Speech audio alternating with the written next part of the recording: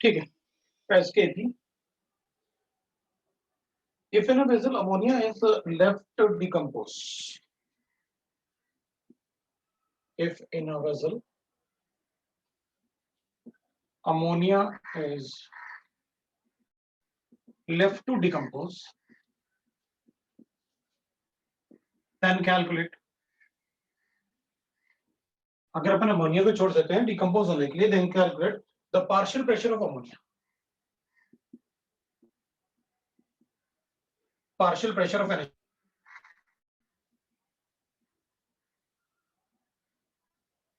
Of NH3. If the P total is very, very large as compared to pressure of ammonia. When total pressure is very large as compared to,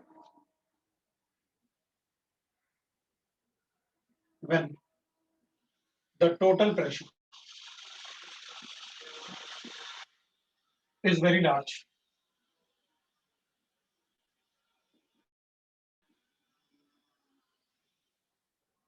as compared to pressure of NH3.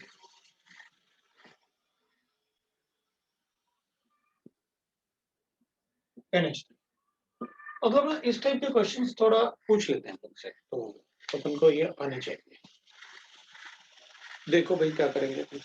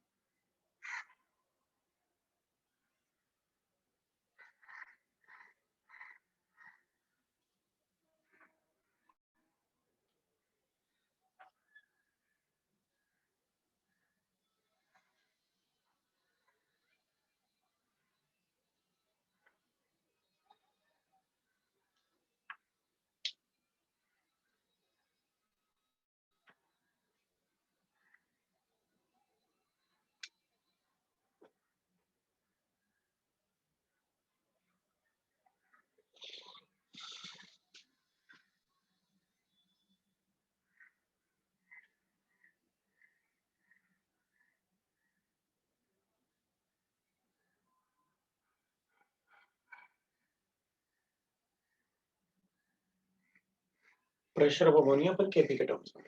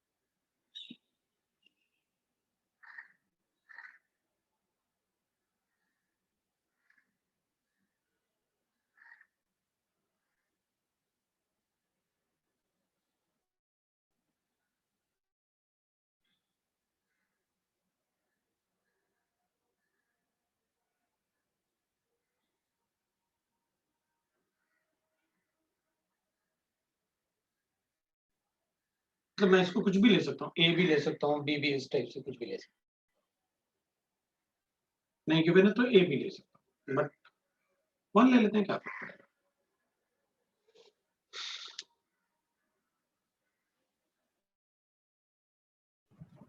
और इसका हमको दिया ना equilibrium 1/kp होगा ना इसको. हाँ होगा ना, तो 1 तो केपी दे रखते हैं. उसको इक्वेट करके हम और से 1 - 2x को हम 1 ही लेंगे ना, क्योंकि बोला है. तो फिर मिल जाएगा ना. उसने कहा कि मतलब total pressure is very large as compared to ammonia.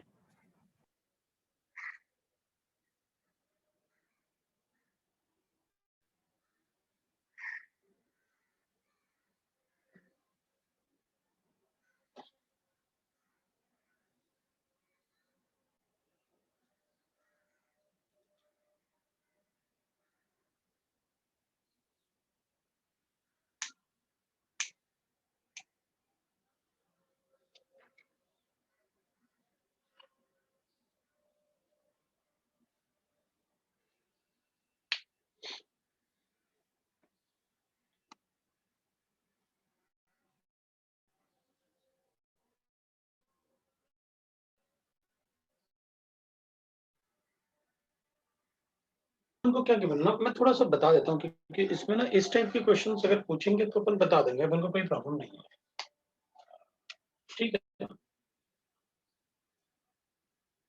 तो ये अपन को बता रहा है कि P total is very very large as compare to pressure of ammonia. तो अपन क्या करेंगे, अपन लिखेंगे देख भाई total moles will be equal to number of moles of NH3 plus number of moles of N2 plus number of moles of H2. तो total moles will be equal to, ये तो नेग्लिजिबल है,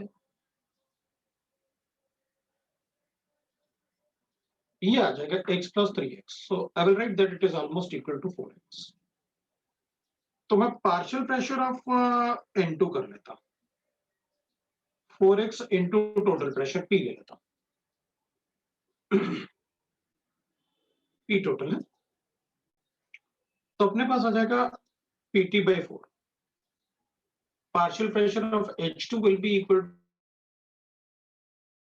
to 3x by 4x into PT हो जाएगा, तो 3 by 4 PT हो जाएगा, ये तो नेग्लिजिबल है। तो अपन क्या करेंगे, will write that Kp will be equal to, अब इस रिएक्शन का Kp तो 1 upon Kp हो जाएगा, that will be equal to partial pressure of N2 into partial pressure of H2 to the power of 3 divided by partial pressure,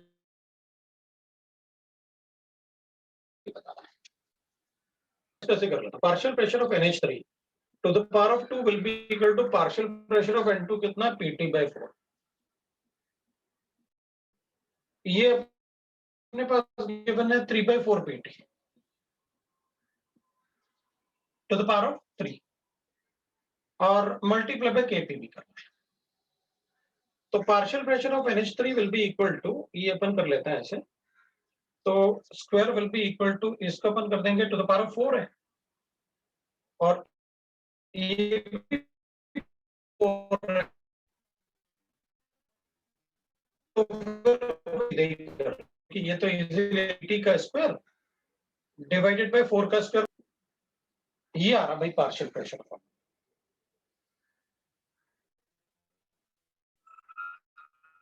तो अपन को क्या करते हैं वो कि इस टाइप से रिलेशंस बना लेते हैं, कैलकुलेट करके बता दे। तो ये अपन को समझना होता कि यार किसको नेग्लिजिबल लेना है, किसको क्या करना है, वो क्वेश्चन में गिवन होता है, और इस टाइप के क्वेश्चंस आजकल ज्यादा आते हैं, या कभी अपन को ऐसे दे देंगे। बाकी ये जो केसेस होते हैं ये मैं क्लास में जरूर पढ़ाता हूँ, मैंने क्लास में जरूर पढ़े हुए हैं सारे टाइप के, अमोनियम कार्बामेट वगैरह से आप देखोगे तो नंबर ऑफ केसेस मैंने काफी उसमें डिस्कस किए हुए हैं, बट अमोनियम कार्बामेट वाला थोड़ा सा ऐसे ना, वो ज्यादा मतलब बड़े क्वेश्चन हो जाते हैं, ये बड़े छोटे छोटे क्वेश्चन होते हैं, और ये ऑब्जेक्टिव टाइप में बन से पूछ लेते हैं। फिर एक क्वेश्चन है फॉर डिकम्पोजिशन रिएक्शन, बोलो। क्वेश्चन में हम पीटी को भी केपी के टर्म्स में निकाल के बता सकते हैं ना? पीटी को केपी के टर्म्स में निकाल के, मतलब फाइनल आंसर केपी के ही टर्म्स में? हाँ बताना ही पड़ेगा, केपी के फिर नहीं है ना अपन को, केपी तो किसी रिएक्शन में अपन तभी लिख सकते थे ना जब एक तरफ गैसेस हो और एक तरफ सॉलिड है, तभी बता सकते हैं। सिर्फ क्या वो आंसर नहीं? हाँ बोलो केपी, बोलो। सर सिर्फ गैसेस के रिएक्शन में केपी नहीं लिख सकते? अगर एक तरफ सॉलिड होता दूसरी तरफ अगर सिर्फ गैसेस है तो ही अपन उस टाइप से बता सकते हैं। क्यों सर? टोटल मतलब प्रेशर गिवन है तो अपन बता सकते हैं। Pressure of N2 into pressure of H2 raised to 3 by pressure of NH3 का स्क्वायर नहीं लिख सकते? वो तभी कर सकते हैं अपन जब ऐसे लिख सकते हैं कि भाई फॉर डिकम, भाई एक क्वेश्चन अपन जैसे कर रहे हैं ऐसे कि the decomposition of ammonium carbonate,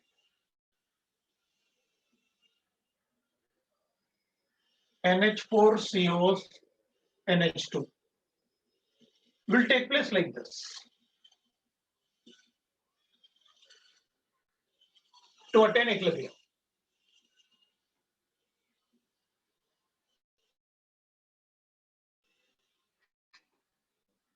At equilibrium. Now, the ammonia is added, NH3 is added, so that the pressure of ammonia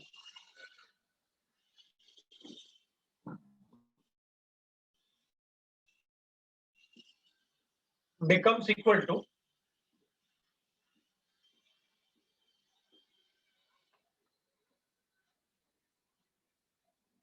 total pressure at initial state. Total pressure at equilibrium.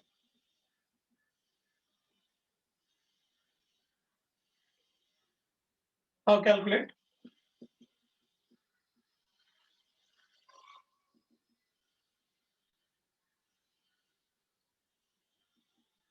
The ratio total pressure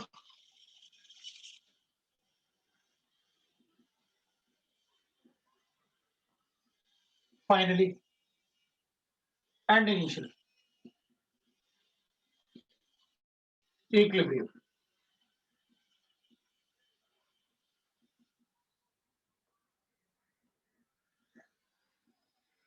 इसमें कर सकते हैं, इसमें नहीं कर सकते, क्योंकि जब तक अपन को केपी पता नहीं होगा, मैं ये नहीं बता पाऊंगा कि रिएक्शन कितना एक्सटेंट तक किस डायरेक्शन में है।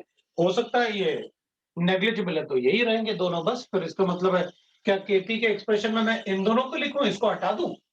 नहीं, ऐसा तो हो नहीं सकता। वो होगा तो, लेकिन नेग्लिजिबल होगा, तो अपन ने कैलकुलेट किया ना कि वो नेग्लिजिबल होगा।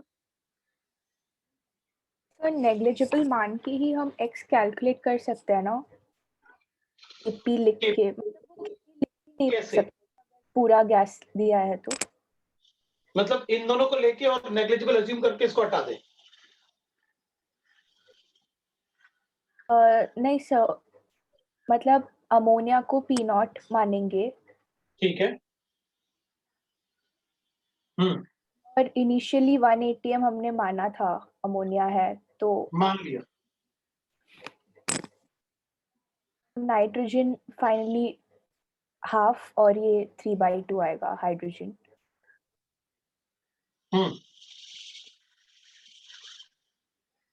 से नेग्लिजिबल लिया है तो 1/2 और 3/2 ले सकते हैं ना?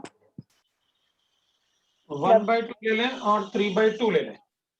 हाँ, ऑलमोस्ट पूरा डिकम्पोज हो गया ना, मतलब अगर अमोनिया नेग्लिजिबल बचा। अच्छा, तो प्रेशर ही वही ले लें अपन, 1/2 और 3/2 ले लें। हाँ सर, कर लेंगे कोई प्रॉब्लम नहीं। लेकिन ये अब प्रेशर टर्म में ले रहे हो x/2 है? हाँ सर, ले सकते हैं प्रेशर टर्म में, कोई प्रॉब्लम नहीं। तो मतलब डायरेक्टली अपन, हाँ बोलो। अलाउड तो है ना, प्योरली गैसेस का रिएक्शन होगा तो जैसे हाँ, फिर अपन को ऑप्शन में पी टोटल नहीं गिवन होना चाहिए। अगर ऑप्शन में पी टोटल भी गिवन है तो मोल से ही कोरिलेट करना है। Okay sir.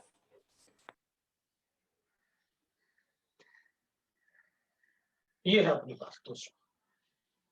अब इसमें क्या था ना कि इसमें तो अपन को पता है कि एक ही तरफ गैसेस है, एक ही तरफ गैसेस है, तो अपन को पता है कि भाई केपी जो भी लिखोगे आप, partial pressure of NH3 to the power of 2 into partial pressure of CO2 होगा। सो Kp will be equal to 2P। जितना प्रेशर इसका होगा उसका आधा प्रेशर इसका होगा, ये जितना इसका होगा इसका डबल होगा, तो इसका स्क्वायर करके इसको P से मल्टीप्लाई करके 4P क्यूब आ गया अपने पास। और P टोटल जो इनिशियल था, दोनों का सम लूंगा तो ये 3P हो जाएगा। अब आप चाहते हो कि मैं अमोनिया का प्रेशर कितना कर दूं 2P की जगह, जितना इनिशियल टोटल प्रेशर था कर दो। अमोनिया का प्रेशर में 3P का स्क्वायर कर दो। अब ये तो चेंज होता नहीं है, तो partial pressure of CO2 calculate कर लेते हैं। ये कितना गिवन था अपने लिए 4p³। 3p² is equal to partial pressure of CO2। तो अपने पास ये आएगा 4p³, सो 4/3² ना 9 p बच गया अपने पास। This is partial pressure of CO2। तो अपन लिखेंगे देयरफॉर टोटल प्रेशर फाइनल कितना हो जाएगा, ये तो था 3p और ये 4/9 p हो गया अपने पास। 27 + 4 ना 31p ये आता है। देयरफॉर रेशियो पूछा था आपने 31p divided by 9 upon 3p, तो 31/27 हो। ये लो भाई आप, ये आंसर हो जाएगा। अब कुछ इंटीजर वगैरह बनाना है तो इन दोनों को ऐड करके कोई नंबर आएगा, उसे डिवाइड करके कुछ इंटीजर बना देंगे, तो इंटीजर टाइप भी हो गया। तो इसको x/y कर देते हैं क्वेश्चन में कि जो रेशियो आया वो x/y है। तो product x + y divided by कोई एक नंबर कर लेते हैं, कितना आ रहा है 58 आ रहा है, ऐसा कोई नंबर से डिवाइड कर देते हैं जिससे वो इंटीजर बन जाए। ओके अपने ठीक है। तो अब ऐसे ही मतलब और छोटा रिएक्शन करना है तो अपन ऐसे भी कर सकते हैं भाई कि मेरे पास एक रिएक्शन है NOBr, ये डिकम्पोज कर देता हूं, ट्वाइस ऑफ NO बनेगा प्लस Br2 बनेगा, ये भी गैस, ये भी गैस है। ये डिकम्पोज हुआ एट अ टोटल प्रेशर। अब टोटल की जगह मतलब इक्विलिब्रियम प्रेशर या कुछ ऐसा at a pressure of P, if the partial pressure of Br2 is suppose P/3 या P/9 कर लेता हूं, calculate partial pressure of NOBr, तो कितना आएगा? तो अपन क्या कहेंगे भाई, देख अगर ये P/9 है तो ये 2p/9 होगा 100%। भाई एक ही तरफ तो अपन कर सकते हैं, भाई जितना प्रेशर इसका होगा इसका डबल होना ही चाहिए, जितना ये बनेगा डिकम्पोज होकर उसका हाफ ये बनेगा ही बनेगा, 2p/9 कर सकता हूं। लेकिन इसको नहीं बोल सकता कि ये p/9 होगा तो ये भी 2p/9 होगा, वो तो डिपेंड करेगा कि आपका केसी कितना है। हो सकता है केसी बहुत बड़ा हो, उसी में ही आ रहा हो, तो फिर ये बहुत कम बचेगा। तो अपन कहेंगे ठीक है, इसको कैलकुलेट कर देते हैं, सम तो दे रखा है ना आपने at a pressure at equilibrium total pressure, तो इसको अपन p/9 करते हैं, इसका प्रेशर ले लेते हैं, इसका प्रेशर कैलकुलेट कर देते हैं कितना आ जाएगा। P टोटल अपने पास आ गया, P इज इक्वल टू अपन को गिवन है P ऑफ NOBr प्लस ये कितना गिवन है 2p/9 और ये है अपने पास p/9, तो बता देंगे ये कितना होगा। पार्शियल प्रेशर ही तो पूछा आपने, ये ऑब्जेक्टिव टाइप इस टाइप से क्वेश्चन बन गया। ये थोड़ा सा कैलकुलेशन हो सकता है, ये भी पूछ सकते हैं, उसमें क्या है, इसको ABCD बना दे ऐसे कुछ,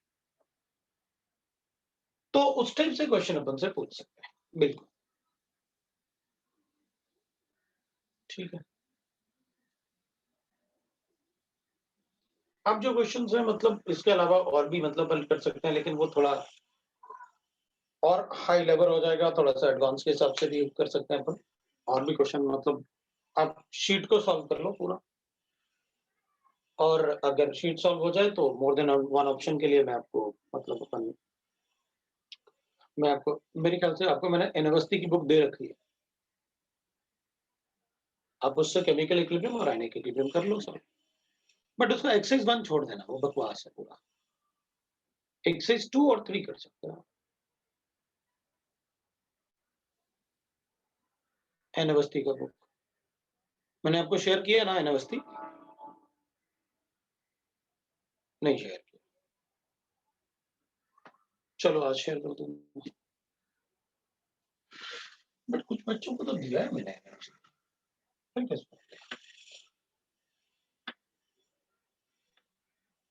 चलो भाई, ये तो था अपना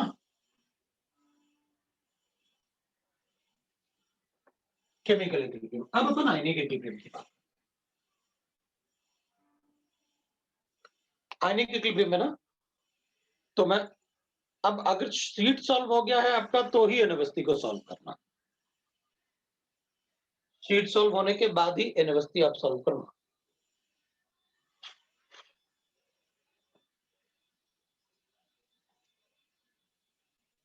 तो अपन कैलकुलेट करेंगे।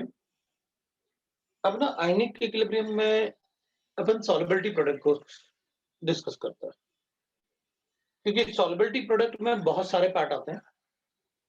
शुरू वाला पार्ट अपन ज्यादा डिस्कस कर भी नहीं पाएंगे, वो अपन नेक्स्ट टाइम डिस्कस कर सकते हैं कभी, है ना? तो मुझे याद दिला देना तो अपन कर लेंगे, लेकिन डीबीबी डिस्कस करना अपन को कंपलसरी है, ठीक है? ताकि मतलब आपके, ये अपन ऐसे भी कर सकते हैं कि पहले अपन 12th क्लास के टॉपिक्स रिवाइज कर लें, फिर अपन 11th क्लास के वापस कर रिवाइज कर लें। पहले उनको कर लेते हैं, क्योंकि वो आपके टेस्ट वगैरह भी मार्क्स आएंगे तो मजा आएगा, ठीक है? तो पहले अपन वो डिस्कस कर सकते हैं। तो मैं सॉल्युबिलिटी प्रोडक्ट डिस्कस करूंगा।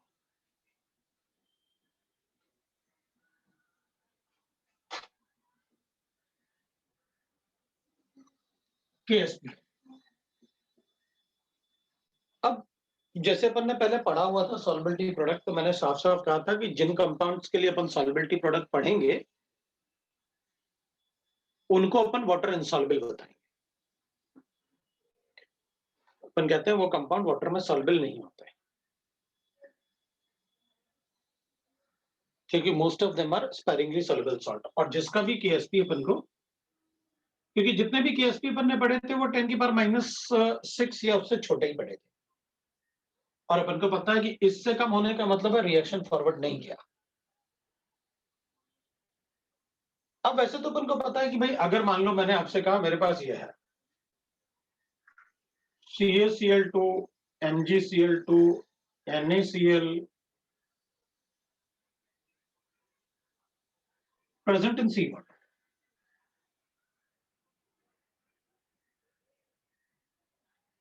ठीक है?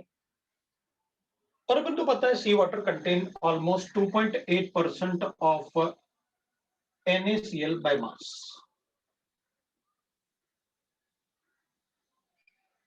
सी वाटर में इनका सैचुरेटेड सॉल्यूशन है, उससे ज्यादा डिसॉल्व नहीं, तो दैट इज सैचुरेशन। तो अपन कहते हैं कि भाई इसमें ना, अगर इससे NaCl को निकालना है तो कैसे निकालोगे?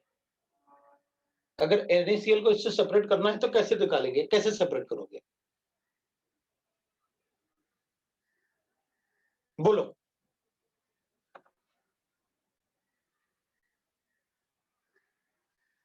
बोलो श्रेया, कैसे निकालोगे?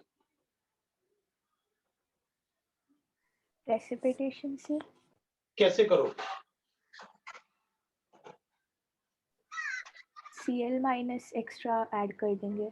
अगर मान लो मैं इसमें ऐसे करता हूं, मैं इसमें ऐड करता हूं dry HCl at high pressure, तो सबसे पहले कौन प्रेसिपिटेट होगा?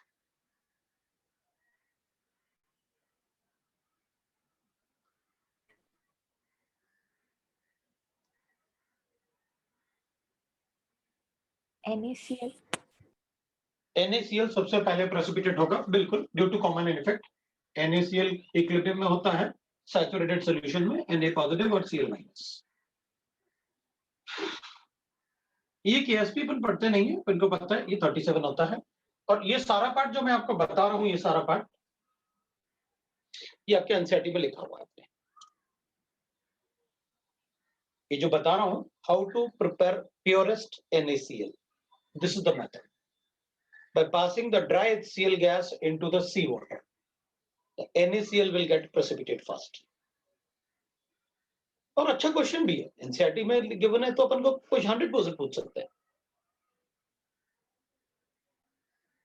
On passing dry HCl gas, which will get precipitate first? CaCl2, MgCl2, NaCl, or all will precipitate simultaneously.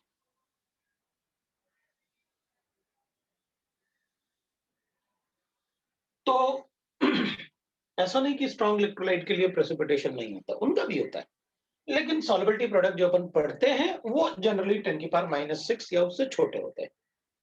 ये मुझे बताना था. तो जो भी सॉल्युबिलिटी प्रोडक्ट अपन पढ़ते हैं उनके केएसपी वैल्यू 10⁻⁻⁶ से कम होते हैं, इसलिए अपन उन्हें वाटर सॉल्युबल बोलते हैं.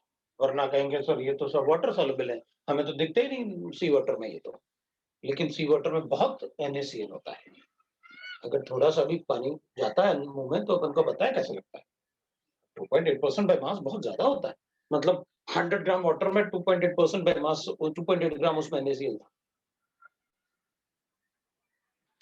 ठीक है, तो चलो सॉल्युबिलिटी प्रोडक्ट की बात करें. सॉल्युबिलिटी प्रोडक्ट का मतलब होता है कि भाई the number of ions present in the saturated solution, the product of ions present in the saturated solution. मेरे पास कोई भी, अगर मुझे NaCl का सॉल्युबिलिटी प्रोडक्ट बनाना है, कैलकुलेट करना है, तो मैं क्या करूंगा, मैं पानी ले लूंगा. फॉर अ डेफिनेशन मैं 100 ग्राम वाटर ले लूंगा डेफिनेशन बनाने के लिए. 100 ग्राम वाटर में कितना मैक्सिमम NaCl डिसॉल्व हो सकता है to form a saturated solution. तो इसका सॉल्युबिलिटी S होगा, इसका सॉल्युबिलिटी S होगा, इसका रूट लेके बता देंगे कितना मोल्स पर लीटर होगा, कितना ऐड कर सकते हैं. That is called solubility. तो सॉल्युबिलिटी का मतलब होता है the amount of solute that can be dissolve in a 100 gram solvent. अपन उसे गिवन अमाउंट ऑफ सॉल्वेंट भी बोल सकते हैं, बट डेफिनेशन के लिए आप 100 यूज कर सकते हैं. So amount of solute added in 100 gram of solvent to make the solution saturated is called the solubility of salt in that solvent. तो saturation point का मतलब है कि बस उससे ज्यादा dissolve नहीं होगा. जैसे अपन एग्जांपल पढ़ते समय भी अपन एग्जांपल है, खाना खाने के बैठे तो सैचुरेशन पॉइंट आने का मतलब पेट भर गया, इससे ज्यादा नहीं. उससे ज्यादा होगा तो प्रेसिपिटेशन शुरू हो जाएगा, अपना भी प्रेसिपिटेशन शुरू हो जाएगा, है ना. तो अपन को पता है भाई मतलब सॉल्युबिलिटी का मतलब क्या, सैचुरेशन पॉइंट आ रहा है. अब अपन ये नहीं कहेंगे अच्छा सर कुछ सुपर सैचुरेशन भी होता है, वो अपन को मतलब नहीं. सुपर सैचुरेशन का मतलब है आप और ऐड कर दो, हीट करो, ज्यादा डिसॉल्व होता है हीटिंग करने से. उसके बाद कूलिंग के बाद अगर आप चेक करोगे तो नॉर्मल टेम्परेचर पे अगर 5 ग्राम डिसॉल्व होता है तो हीटिंग करने के बाद कूलिंग करने से थोड़ा ज्यादा डिसॉल्व हो जाता है. तो फिर अपन उसको कहते हैं सुपर सैचुरेटेड सॉल्यूशन. हमने गर्म करके डिसॉल्व किया था, उसके बाद ठंडा किया, तो ठंडा करने से मतलब मैंने तो उसमें 6 की इधर और 2 ग्राम डाल दिया था, लेकिन उसमें से सिर्फ 0.1 ग्राम ही डिसॉल्व हुआ, बाकी 1.9 वापस प्रेसिपिटेट आ गया. Then that type of solution is called super saturated solution. ठीक है, तो हमें बस सॉल्युबिलिटी का मतलब ये समझ में आ गया कि भाई किसी भी सॉल्यूशन में मैक्सिमम कंसंट्रेशन ऑफ आयंस, हम उसको सैचुरेशन बोलते हैं. So the product of ions present in the solutions in a saturated solution is called solubility product. तो अपन कहेंगे ठीक है भाई, अब इसमें AgCl है, ये तो सॉलिड है, तो अगर मुझे Ag आयन गिवन है plus Cl minus ion given है, इसका एक्वस सॉल्यूशन है, ये भी एक्वस होगा, ऑब्वियस सी बात है, ये तो सॉलिड है. तो इसका सॉल्युबिलिटी S, इसका सॉल्युबिलिटी S. सॉल्युबिलिटी मतलब होता है मोल्स पर लीटर, मतलब ये मोलारिटी.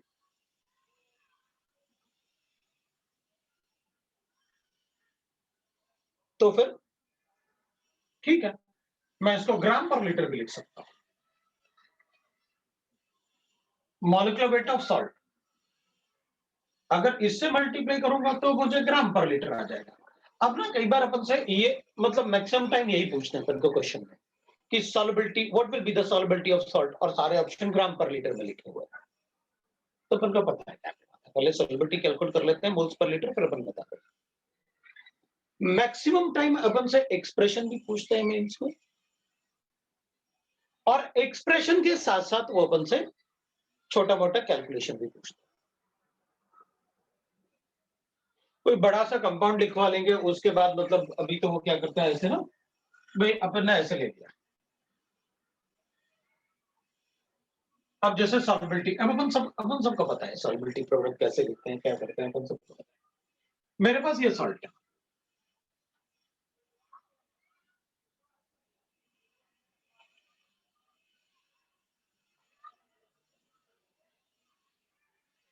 ये सॉल्ट मैंने वाटर में डिसॉल्व किया to make the solution saturated. इसकी सॉल्युबिलिटी बताओ इन टर्म्स ऑफ केस। ठीक है, तो अपन कहेंगे ये सॉलिड है, आपने पानी में डिसॉल्व किया होगा, स्पेरिंगली सॉल्युबल है, तो इससे इसको देख के अपन को इसका चार्ज पता चल गया, इसको देख के इसका चार्ज अपन को पता ही है। तो जिरकोनियम +4 है, और यहां पर मैंने कितना नंबर लिख देना है 3, और 4 फॉस्फेट है, तो यहां पर मुझे 3s लिखना है, यहां पर 4s लिखना है, बाकी अपन को पता है Sp = Zr का +4 का पावर 3 लिखना है, और ये 4 PO4 पावर अपन को 4 लिखना है। तो this is 3s to the power of 3 और ये 4s to the power of 4। बता XY में भी दे दोगे आप तो मुझे फर्क नहीं पड़ता, AX BY लिखोगे तो अपन लिख लेंगे भाई सॉल्युबिलिटी। अब मैं डायरेक्टली ऐसे लिख लेता हूँ, x + y का रूट ले लेते हैं KSP divided bye x to the power of x और y to the power of y। इधर भी सीधा लिख सकता था, कितना टोटल मोलर कोफिशिएंट कितना है 3 + 7, 7th root of KSP divided by root लेना था मुझे, ठीक है, अपन 1/7 कर देंगे उसको। KSP divided bye 3 to the power of 3, 4 to the power of 4 into इसका 7th रूट है। लो भैया,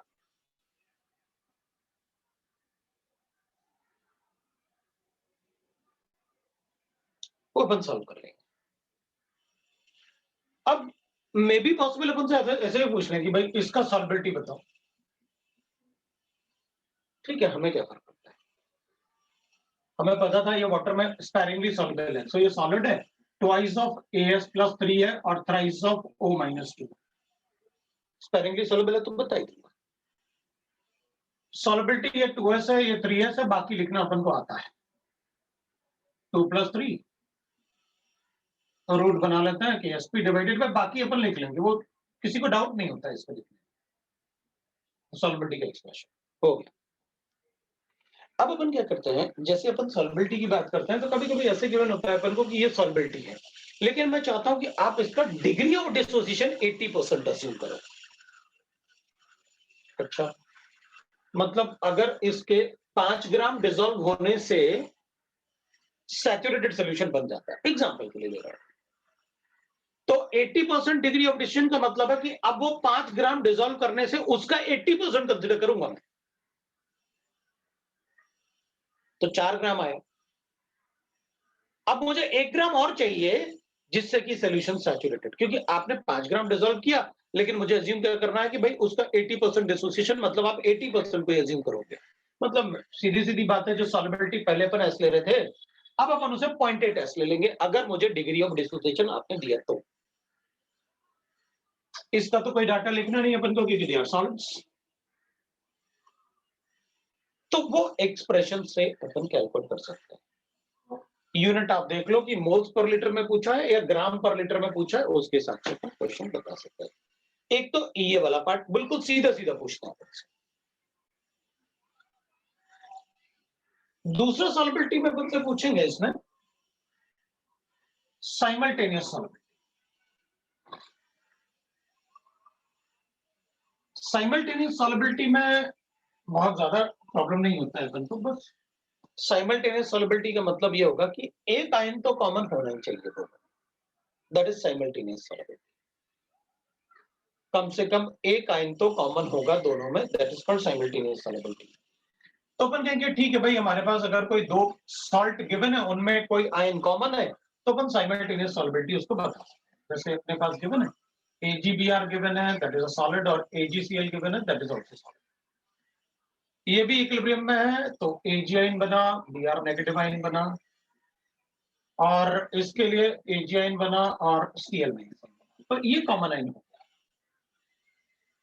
इक्विलिब्रियम पे ये S आया, ये S आया, ये S डैश आया, ये भी S डैश आया, तो AG आइन कितना हो जाएगा टोटल इन द सॉल्यूशन ये। ठीक है, दो इक्वेशन बनाएंगे, S और S डैश कैलकुलेट करके बता देंगे।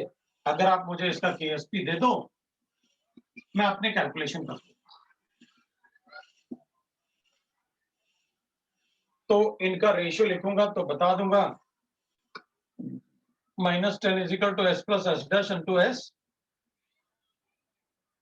डिवाइड बाय 10 की power -10 is equal to S plus S dash into S dash, और S डैश और S कैलकुलेट करके, क्योंकि जितना BR आएगा सॉल्यूशन में उतना ये डिसॉल्व जरूर हुआ, सॉल्बिलिटी मतलब डिसॉल्व, और जितना Cl आएगा सॉल्यूशन में उतना ये डिसॉल्व हुआ। तो अपन को क्या कैलकुलेट करना है, S और S डैश कैलकुलेट करके बता दो।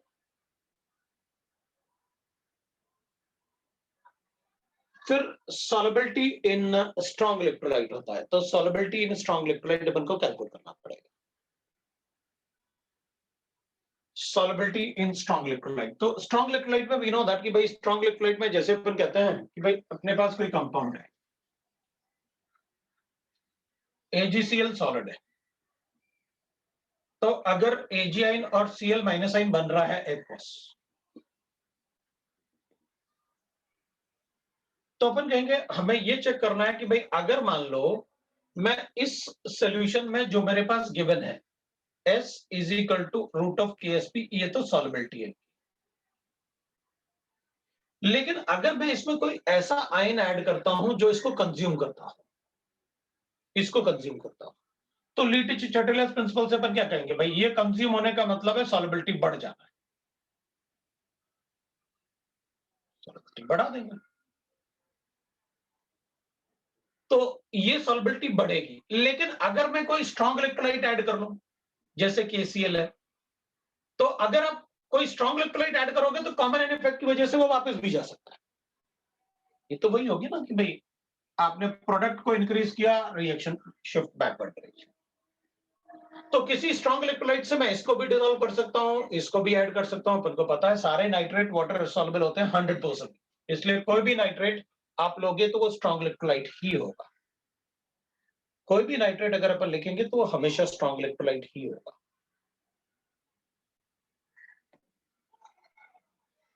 तो ठीक है, ये मतलब कॉमन आइन इफेक्ट हो गया एक तरीके से अपने लिए। अब इसमें अपन को एक बात पता चल गया कि भाई देखो KSP और QSP दोनों को कोरिलेट करके अपन बहुत सारे क्वेश्चन सॉल्व कर सकते हैं, KSP एंड QSP। बाकी मोस्टली क्वेश्चन जो होता है वो कॉमन इन इफेक्ट और कॉम्प्लेक्स फॉर्मेशन तक ही ऐसे ही पूछते हैं उनसे, मेंस पॉइंट ऑफ व्यू से बात कर रहे हैं। तो मान लेते हैं अपने पास जैसे ना अपन को गिवन है कि AgCl है,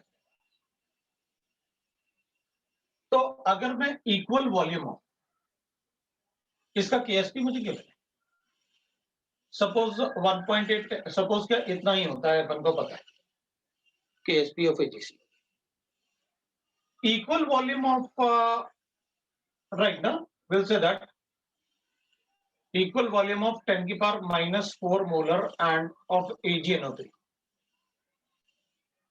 and 10 की power -4 molar KCl is added,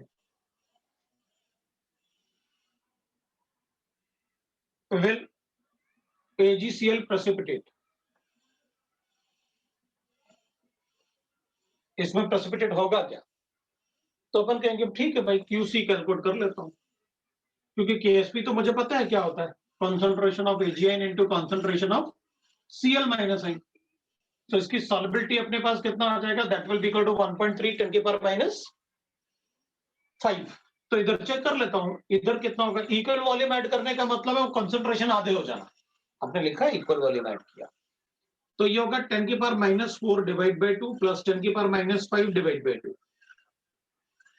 तो इन दोनों को अपन को क्या करना है, मल्टीप्लाई करना है। This is QC, concentration of AgN, concentration of KCl in the solution। तो ये अपने पास आया 5 इंटू 10 की पावर -5, और ये मेरे पास आया कितना, दैट इज 5 इंटू 10 की power -6। So I got that 25 into 10 की पावर minus 11 और 2.5 into 10 की पावर minus 10. ये वैल्यू बड़ा है. QC is greater than KC. Right ना. 1/2 मतलब 0.5, 1/2 मतलब 0.5, 0.5 मतलब 5 into 10 की पावर minus 6 और ये 5 into 10 की पावर minus 5. So 25 into 10 की पावर minus 11 किया मैंने, 2.5 into 10 की पावर माइनस अपन ने लिखा दैट इज 10. अब अगर ये वैल्यू बड़ा आ रहा है इससे, मतलब QC is greater than KSP. KSP छोटा है, तो reaction will shift in backward direction. Yes, there will be a precipitation. एक तो इस टाइप से क्वेश्चन पूछ लेता है.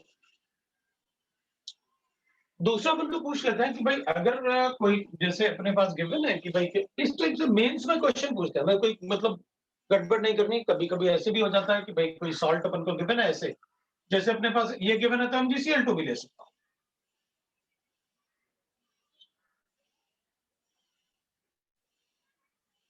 ऐसे गिवन है तो अपन मैग्नीशियम भी, और फिर मैं कहूंगा कि भाई मैंने मैग्नीशियम नाइट्रेट को ऐड और इसको भी ऐड किया KCl को. अब बताओ होगा कि नहीं, तो अपन को करना पड़ेगा भाई यहाँ पर स्क्वायर करना पड़ेगा. तो मैं इसको थोड़ा सा कम कर लूंगा, ऐसे इक्वल वॉल्यूम है तो 3 कर देता हूं, ताकि 3 होगा तो ठीक रहेगा अपन को थोड़ा. तो अपन कैलकुलेशन थोड़ा मतलब उसके आसपास ऐसे कोई क्वेश्चन हो इस टाइप से अपन कर लेंगे. तो अपन कहेंगे अच्छा चलो QC कैलकुलेट करते हैं. 10 की पावर -4 था, डिवाइड बाय 2 हो गया, मैग्नीशियम आ गया, और ये Cl माइनस साइन कितना आ गया, 10 की power -3 to the power of 2. अब क्या करें, 1/2 ये तो ठीक है, ये 1/2 हो गया 0.5, 5 into 10 की पावर -4 हो गया और स्क्वायर कर दिया. अब कैलकुलेट कर लेते हैं और बता देते हैं कि भाई क्या होगा. तो अपन कहेंगे ये तो 25 into 5 125 आ गया, इंटू हो गया ये 5 और वो 8 13 हो गया.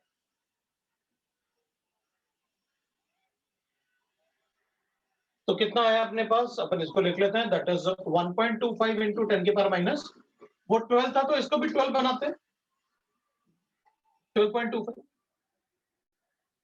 कौन बड़ा है, यही बड़ा है अभी भी precipitation.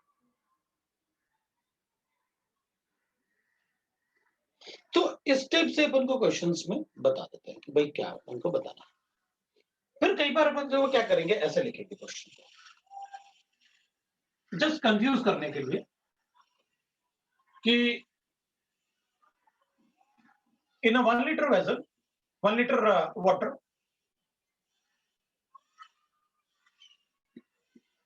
0.1 mole of PbCl2 is added. Calculate solubility of PbCl2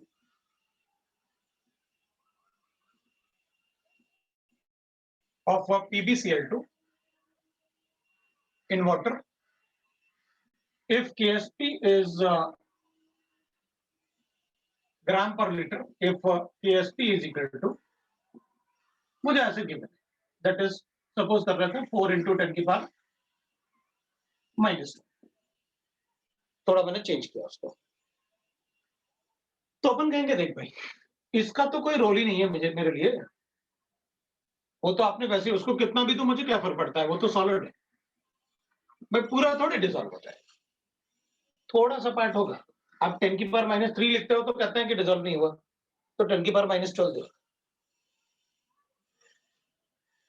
तो अपन क्या करेंगे, अपन कहेंगे भाई Pb +2 और ट्वाइस ऑफ Cl-, ये S और ये 2S. तो अपन कहेंगे भाई देख भाई सॉलिबिलिटी तो हो गया, that is cube root of KSP divide by 4 हो गया.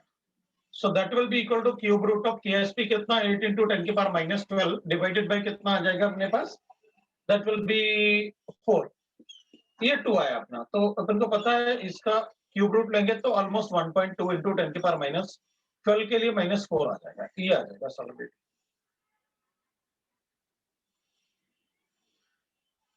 है ना. तो ये तो सॉलिबिलिटी तो मैं डायरेक्टली कैलकुलेट करूंगा, इसका तो कोई रोल ही नहीं है वहां पर, उतना थोड़ी डिसॉल्व होने वाला, जो डिसॉल्व हुआ वो नेग्लिजिबल है. उसके बाद उसके बाद क्या मतलब ग्राम पर लीटर कैलकुलेट करना है, तो ये मोल्स पर लीटर है, इसके मॉलिक्यूलर मास से मल्टीप्लाई कर देते हैं लेड और उसको। तो लेड का मॉलिक्यूलर मास अपन कैलकुलेट कर लेंगे, 208 + 71 कितना होगा वो देख के बता देंगे।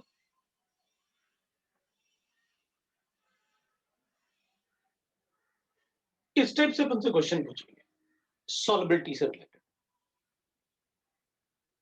और भी क्वेश्चन हो सकते हैं, बिल्कुल थोड़े अच्छे क्वेश्चन हो जाएंगे तो मतलब, क्योंकि अब सॉल्युबिलिटी से रिलेटेड कुछ ज्यादा ही क्वेश्चन आते हैं, क्योंकि पीएच वगैरह में ऑलमोस्ट सारे बच्चे ठीक ठाक कर लेते हैं पीएच में। तो मैं कुछ क्वेश्चंस बोल देता हूं सॉल्युबिलिटी में, आप कैलकुलेट करके बता दो। Calculate the solubility product of MgCl2। Calculate the solubility product of MgCl2। Calculate the solubility product of MgCl2 in 10⁻² molar KCl. In 10⁻² molar KCl. 10⁻² molar KCl. In 10⁻² molar KCl. If in 10⁻² molar KCl, if its solubility in KCl is, if its solubility in KCl is 2 into 10⁻⁸. If its solubility in KCl is 2 into 10⁻⁸.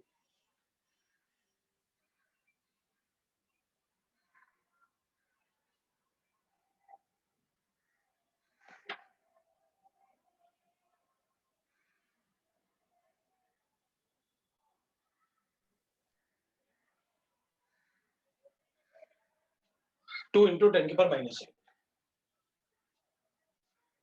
कितना होगा बता देना भाई।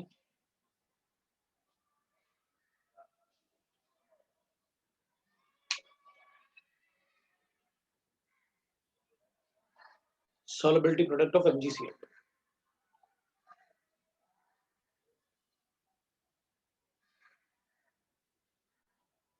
Two into 10⁻⁻12 सही है।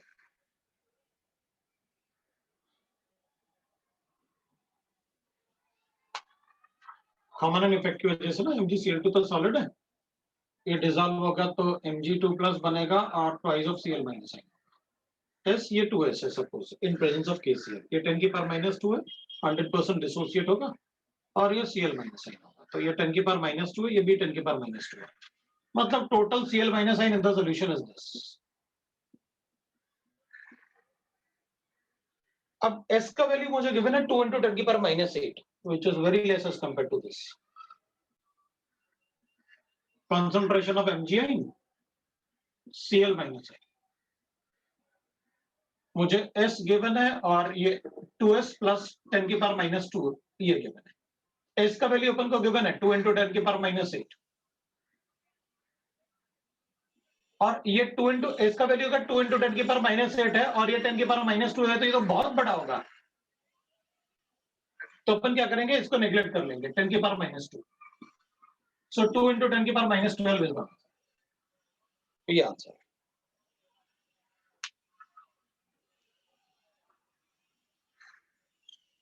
एक question लिखो, सबको समझ में आया ना? समझ में आया तो क्वेश्चन लिखो, कैसे अपन को सॉल्युबिलिटी कर, और इसी टाइप के क्वेश्चन आएंगे अपन को एग्जाम, इससे अच्छा क्वेश्चन नहीं आता मेंस में। मेंस में इसी टाइप के एग्जाम क्वेश्चन आएंगे, छोटे छोटे क्वेश्चन। अब तो एडवांस में भी बहुत ज्यादा अच्छा क्वेश्चन नहीं आता, सब्जेक्टिव होगा तो आएगा। चलो लिखो, in 1 liter of saturated solution of CuCl, in 1 liter of saturated solution of CuCl,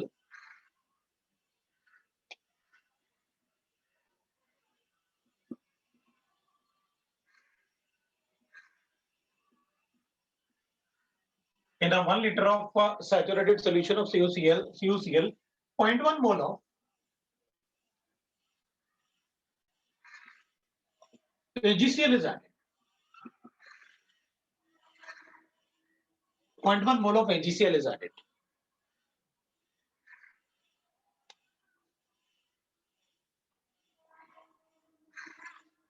इसका KSP given है. KSP of AgCl is 1.6 into 10 to the power of minus 10.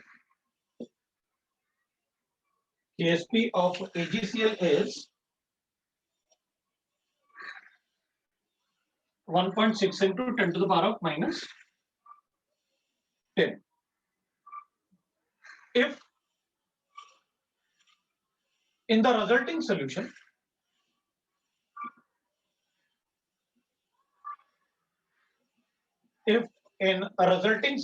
the solubility of the concentration, if in the resulting solution the concentration of AgI in solution is AgI in the solution is 1.6 into 10 to the power of minus 7. Calculate KSP of CuCl. उस saturated solution में CuCl का KSP बताना.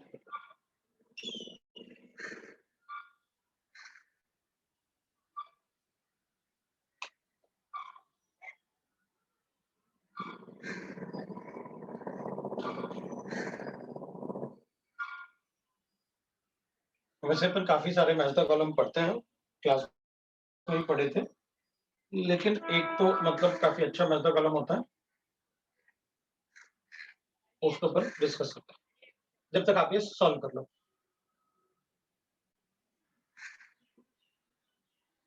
Salt लिखूंगा मैं column 1 में और वहां पर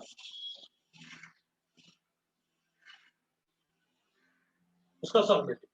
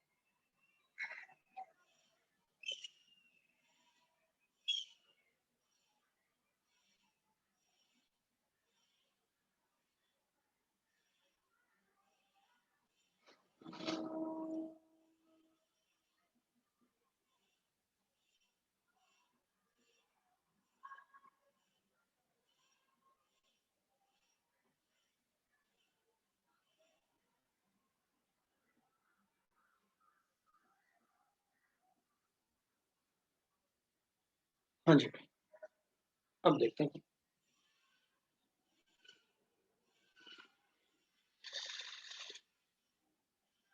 एक आंसर आया वो सही है इसका.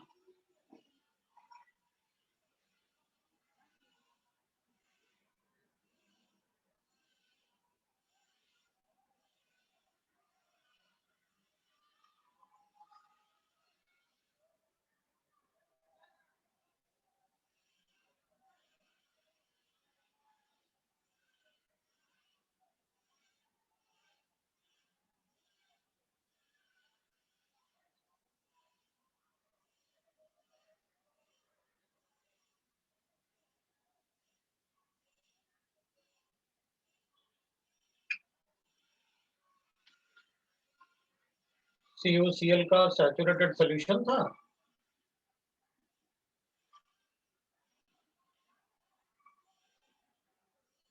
इसकी सॉल्युबिलिटी है, इसकी सॉल्युबिलिटी है, इसमें अपन ने AgCl ऐड किया। अब इसको कितना भी ऐड करो हमें क्या फर्क पड़ता है, हमें तो मतलब होगा AgI से और Cl माइनस है। इसकी सॉल्युबिलिटी S डैश, इसकी सॉल्युबिलिटी S डैश, तो Cl कॉमन था तो इसका S डैश ले लेता हूं और इसमें, लेकिन मुझे S डैश गिवन है 1.6 into 10 की पावर माइनस 7, तो ठीक है, इधर अपन S डैश 1.6 into 10 की पावर माइनस 7 ये भी गिवन है, तो ये कैलकुलेट कर लेते हैं क्योंकि इसका KSP गिवन है अपन को। भाई किसी के ऐड करने से या रिमूव करने से KSP थोड़ी चेंज हो जाता है। मुझे concentration of silver ion given है, मतलब S डैश गिवन है। अगर S डैश गिवन है तो मैं इसको ऐसे कर लेता हूं,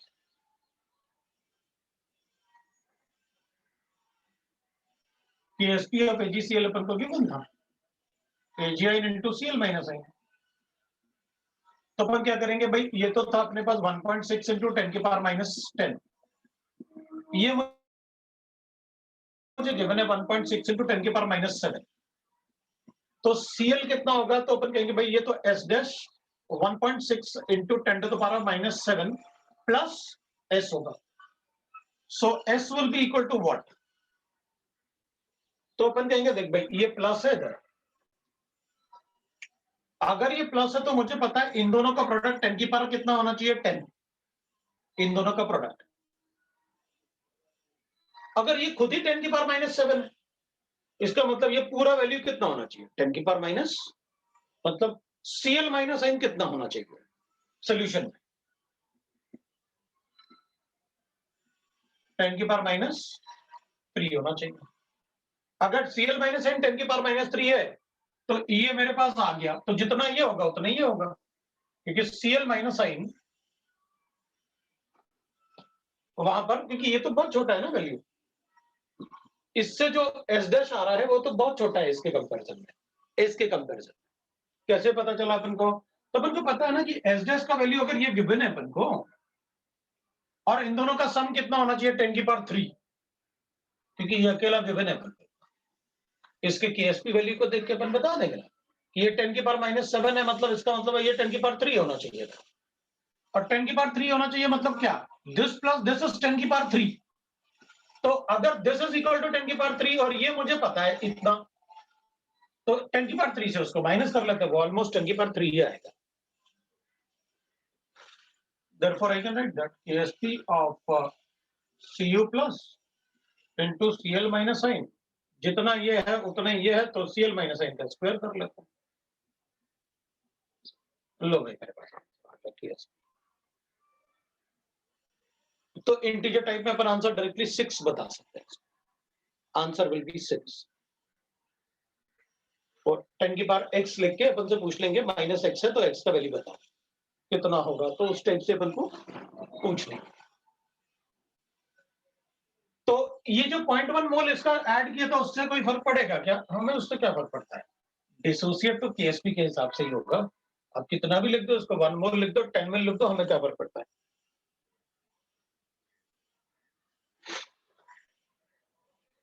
मैच द फॉलोइंग,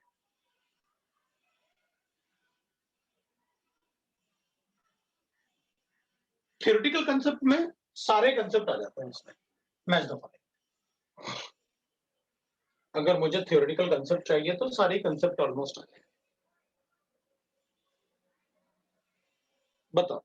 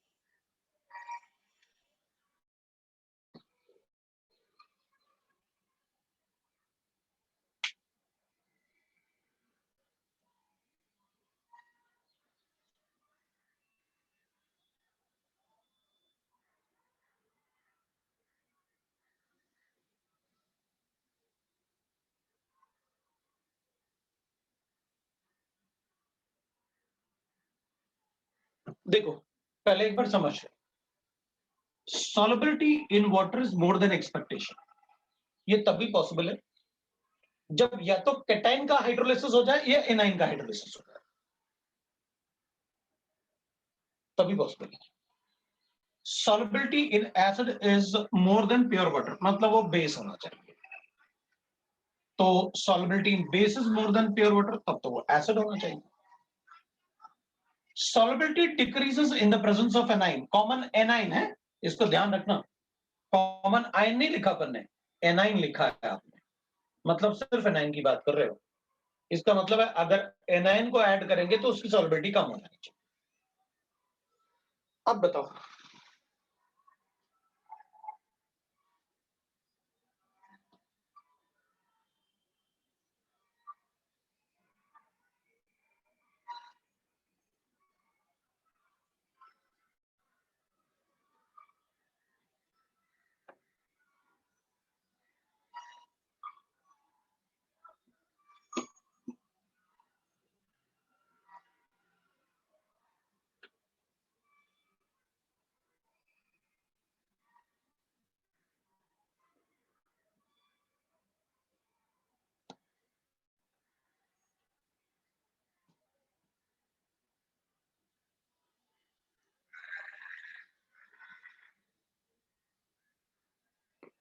पी वाला ऑप्शन, हाँ ठीक है ना भाई। Solubility in water is more than expectation, मतलब या तो कैटाइन का हाइड्रोलिसिस हो जाए, तो भाई कैसे वाटर में मोर देन एक्सपेक्टेशन, मतलब जो कैटाइन बने या तो कैटाइन वाटर से रिएक्ट करे, क्योंकि सिर्फ वाटर की बात कर रहे हैं ना, या फिर एनाइन को वाटर से रिएक्ट करना चाहिए, दोनों में से किसी एक का हाइड्रोलिसिस हो जाना चाहिए। अगर दोनों में से किसी एक का हाइड्रोलिसिस होगा तो होगा। सिर्फ वाटर में ना, सिर्फ वाटर की बात कर रहे हैं तो हाइड्रोलिसिस की बात करनी पड़ेगी।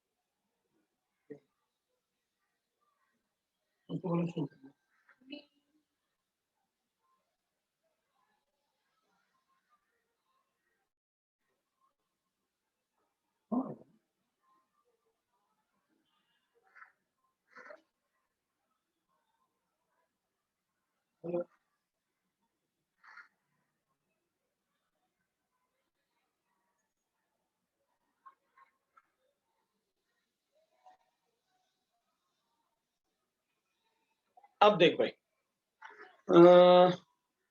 चलो भाई अपने पास आंसर तो आया, डिस्कस करते हैं। देख, ना तो एजीआइन का हाइड्रोलिसिस होता है ना बीआर का होता है, दोनों में से कोई वाटर से रिएक्ट नहीं करता,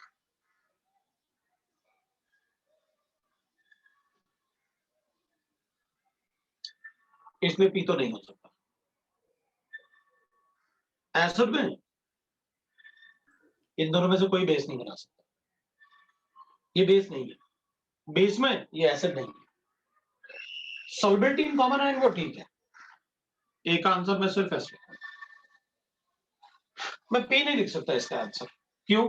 ना तो ये एजीआइन रिएक्ट करता है पानी से, ना बीआर रिएक्ट करता है पानी से।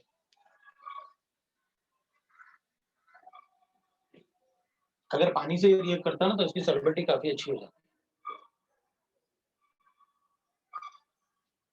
एजीसीएन की बात करते हैं,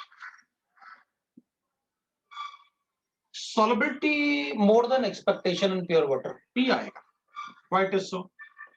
क्योंकि CN get hydrolyzed, CN पानी से रिएक्ट करेगा, it is a strong conjugated base of weak acid, उसका हाइड्रोलिसिस होगा, HCN बनेगा, it's a very weak acid, इसका तो Ka 10 की पावर -10 होता है।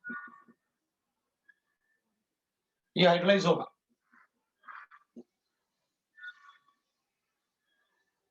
सो इसका solubility is more than expectation in pure water, CN की हाइड्रोलाइसिस होता है। सॉल्बिलिटी इन एसिड, ऑब्वियसली अगर CN negative is a base, strong base, acid से रिएक्ट करेगा ना, तो P के बाद Q भी आएगा।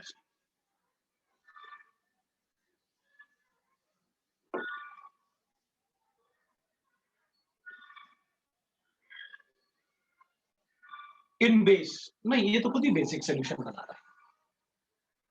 yes, solubility decreases in the presence of common anion। अगर common anion होगा ना ये, तो इंक्रीज होगा, डिक्रीज नहीं होगा।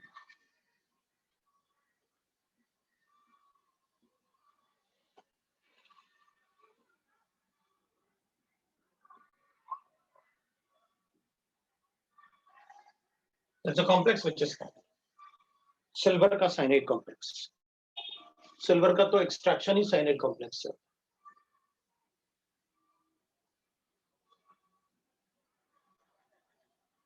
तो रिएक्ट करता है, कॉम्प्लेक्स बनाता है AgCl।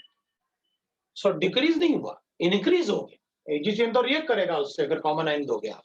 इसको ऐसा लिख दो, कॉम्प्लेक्स बनाएगा, बढ़ेगा सारा।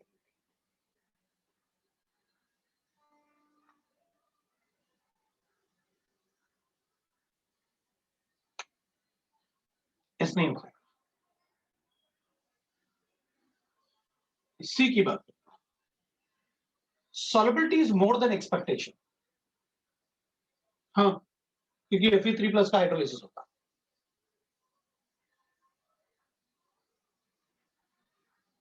होगा ना हाइड्रोलिसिस, तो अपन कहेंगे ठीक है Fe3+ का हाइड्रोलिसिस होगा, तो बनेगा क्या ये तो बताओ। तो अपन कहेंगे देखो Fe3 का हाइड्रोलिसिस होगा ना, तो पानी के साथ रिएक्ट करके मैं ये बनाऊंगा।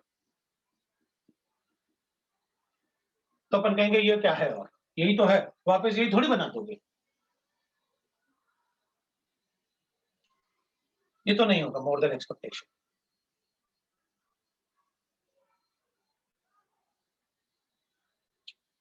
सॉल्युबिलिटी इन एसिड, हाँ हो सकता है, क्योंकि एसिड मतलब मैं HCl से रिएक्ट करूंगा, तो FeCl3 बनेगा, तो acid based reaction. So solubility in acid is more than expectation. ठीक है, ये क्यों तो आएगा बेस में, वो तो खुद ही बेस है। और ये solubility decreases in the presence of common, वो ठीक है। अगर सॉल्यूशन पहले से बेसिक होगा तो OH- नहीं आएगा। US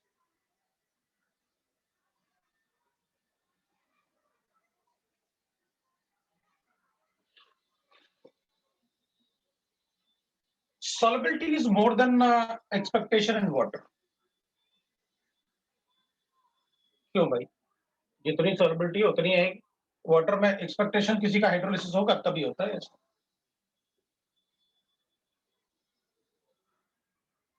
एसिड में बढ़ेगा, बेस में बढ़ेगा, कॉमन एनाइन में कम हो जाएगा, क्योंकि OH- एंड कॉमन एनाइन ना मतलब बेस में, कॉमन एनाइन मतलब बेस में, तो बढ़ ही रहा है। ये लो, डिक्रीज थोड़ी हो रहा है, बढ़ तो रहा है। ये एम्फोटेरिक है ना, ये एम्फोटेरिक है ना। एम्फोटेरिक होने का मतलब है वो एसिड से भी रिएक्ट करेगा, बेस से भी रिएक्ट करेगा। अभी बेस है तो बेस से रिएक्ट करेगा।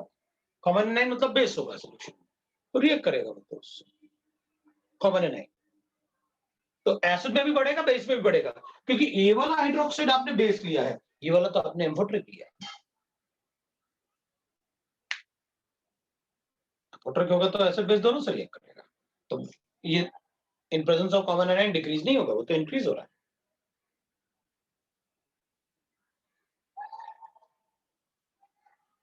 सो बोलो। AgOH वीक बेस होता है ना? बिल्कुल, लेकिन सिल्वर का हाइड्रोलिसिस कभी नहीं होता है AgBr के प्रेजेंस में। तो सिर्फ सिल्वर एंड आयन का वो एक्सेप्शन ले सकता है मतलब?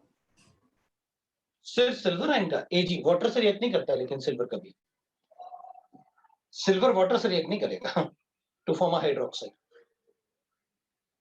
तो हम सिल्वर को छोड़ के बाकी सब के लिए स्ट्रॉन्ग कॉन्जुगेटेड एसिड से प्रिडिक्ट कर सकता है ना? कर सकते हैं नहीं। बाकी, लेकिन ऐसा नहीं कि भाई KBr है तो उसको भी कर दो। क्यों? क्योंकि अगर सिल्वर का हाइड्रोलिसिस होता तो अपन AgNO3 लिखते हैं, इसका हाइड्रोलिसिस भी कर लेते फिर। कभी नहीं किया अपन ने हाइड्रोलिसिस का कि भाई AgNO3 वाटर में प्रेसिपिटेट बन जाएगा AgO छोड़ भाई, कभी नहीं किया ना अपन ने तो यही लिखा 100% वाटर सॉल्युबल। अपन ने कभी नहीं कहा कि ये मतलब सिल्वर हाइड्रोक्साइड बनाएगा, अपन ने कहा सिल्वर आयन बनाएगा और इसको तो स्ट्रॉन्ग इलेक्ट्रोलाइट जैसे यूज किया। सर तो सिर्फ सिल्वर का ही ये एक्सेप्शन है ना, नहीं तो बाकी सारे strong conjugated acids, strong conjugated base hydrolyse होंगे। हाँ, FeCl हाइड्रोलाइज होगा ना। Okay sir.